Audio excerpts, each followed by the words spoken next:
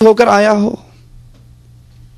मालूहू, ये माल जिसकी वजह से आज अल्लाह को हमने भुला दिया। ना नमाज पढ़ने का टाइम है, ना कुरान तर्जुमे से पढ़ने का टाइम है, ना अल्लाह को याद करने का वक्त है। माल माल माल, सुबह उठते हैं, रात को सोते हैं, 24 घंटों की फिक्र क्या है? 10,000 से 20,000 कैसे होंगे? एक 100 रुपए की अंगूठी आपने अपनी उंगली में पहनी है, वल्लाह मरने के बाद ये अंगूठी भी कोई कब्र में नहीं जाने देगा, ये माल छीन लिया जाएगा।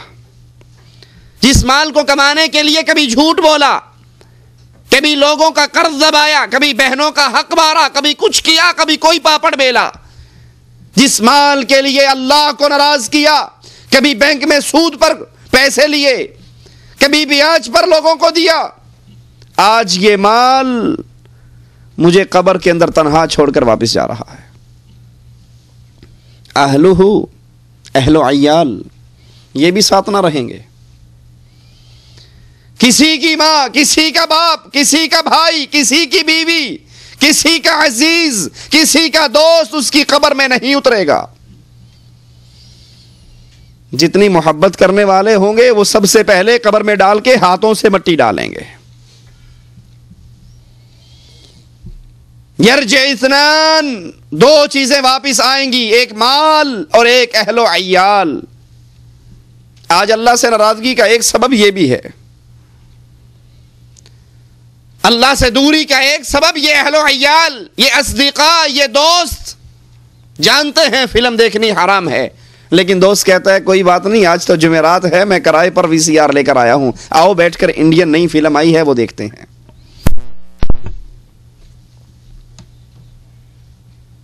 जानता है बीवी को पर्दा करवाना वाजिब है, लेकिन सोचता है अगर बेगम को भाई से पर्दा करवा दिया, देवर और जेठ से, तो भाई नाराज हो जाएगा।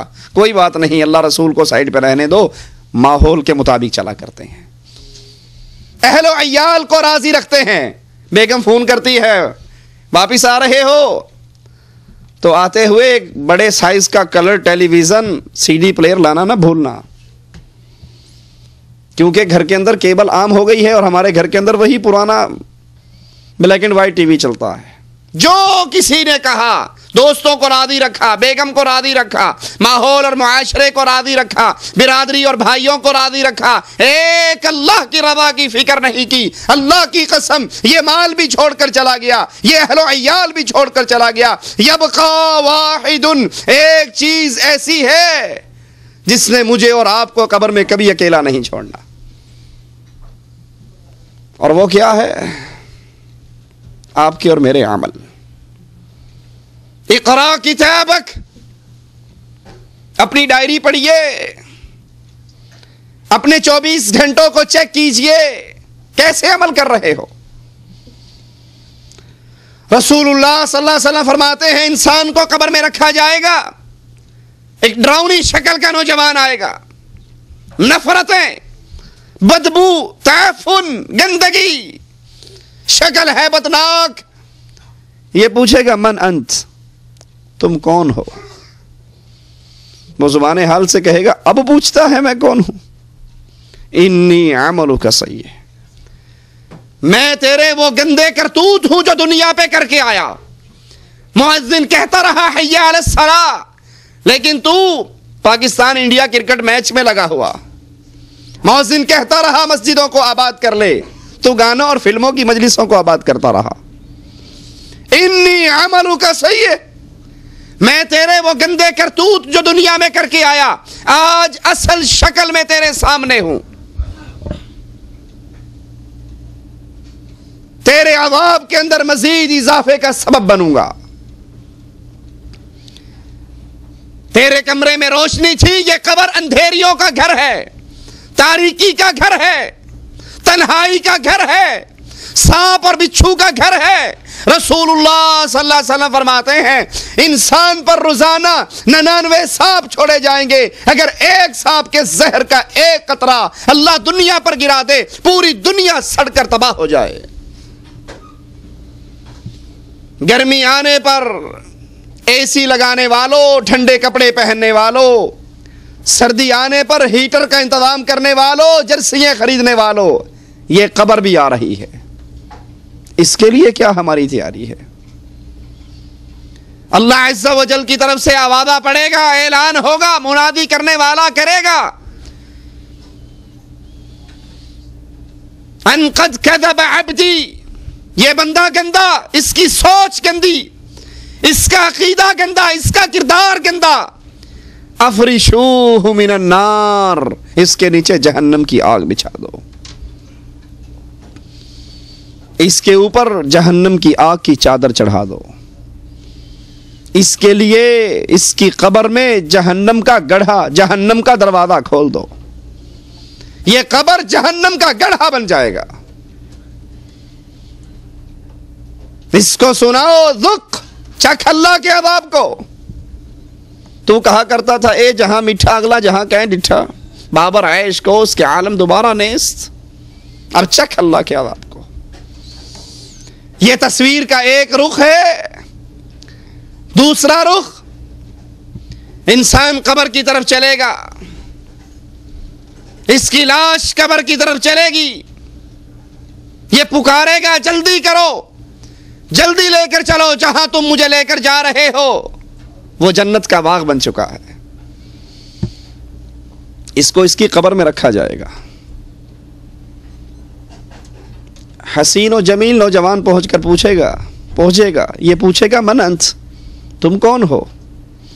वो कहेगा, तेरी वो नेकियां हूं जो दुनिया में करके आया।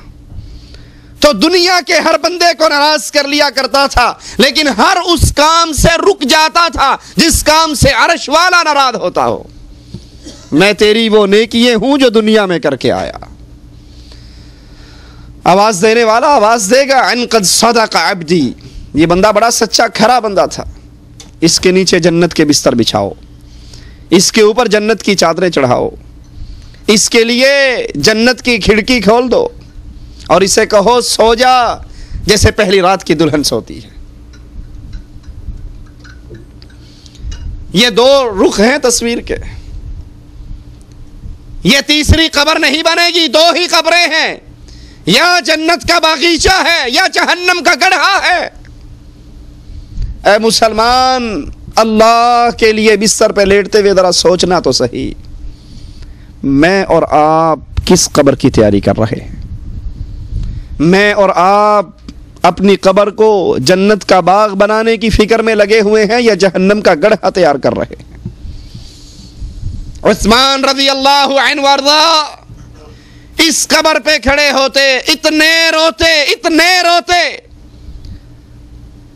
दाढ़ी तर होते हुए जमीन की मट्टी को तर कर देती। साइल कहता, उस्मान, ना कभी जन्नत के जिक्र पे इतना रोए हो, ना जहन्नम के जिक्र पे रोए हो, कब्र को याद करके इतना क्यों रोते हो?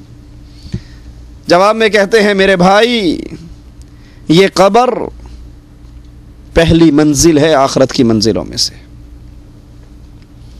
ये पहला एग्जामिनेशन हॉल है, ये पहली इम्तिहान गाह है। जो यहां फेल हो गया वो आगे भी फेल होगा, जो यहां पास होगा वो आगे भी पास होगा। दुनिया के इम्तिहान मैट्रिक हो, एफए हो, बीए हो, मास्टर का हो, फेल हो जाए फिर अप्लाई कर देता है, फिर फेल हो जाए फिर रीटेस्ट है, फिर सप्ली है, फिर चांस है।